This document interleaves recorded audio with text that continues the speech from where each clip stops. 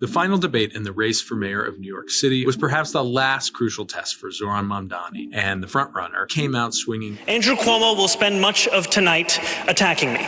He is a desperate man, lashing out because he knows that the one thing he's always cared about, power, is now slipping away from him. For Cuomo and Sliwa, this was one of their last chances. My main opponent has no new ideas. He has no new plan. To try to interrupt Mamdani's path towards City Hall. Zohran, your resume could fit on a cocktail napkin. And the result were some of the liveliest and bitterest interactions we've seen in the whole campaign. You, as a legislator, did all of these things, my friend. This, of course, was a very different posture than where Mamdani started this race about a year ago. Back then, he was a state assemblyman who many people presumed would be just too far left to be electable in New York City. But since securing his party's nomination, he has spent most of the last few months trying to convince New Yorkers that he is more pragmatic and less ideological than they might think he is. He's met with some of the city's most powerful business interests, with the governor, with other elected officials, and he's tried to shave some of the edges off of his most hardline positions. After calling for tax hikes On the top 1% of New Yorkers by 2%.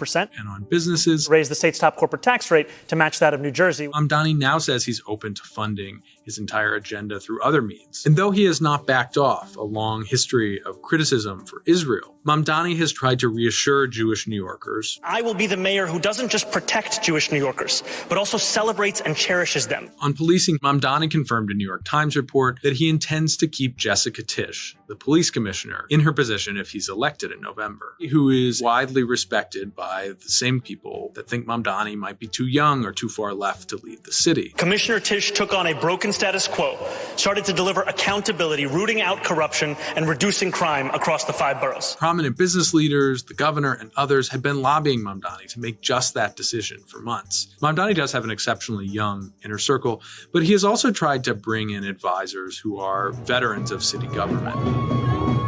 But at the same time, as much as it's changed, a lot of it has stayed the same. He suggested that he was the only candidate on the stage looking forward. I have plans for our future. My opponents only have fear. This allowed him to bring his message back to some of the original progressive ideas that got him noticed in the Democratic primary. Free buses. 1 in 5 New Yorkers cannot afford the bus fare. Freezing the rent. Tenants across our city deserve relief. All in an effort to make it more affordable for working New Yorkers. His steady movement towards the political center is to appeal to a wider electorate in a general election, including more moderate voters. It runs the risk of turning off some of his most loyal and energetic supporters, the ones who have been knocking on doors for his campaign and were inspired by his unabashed positions.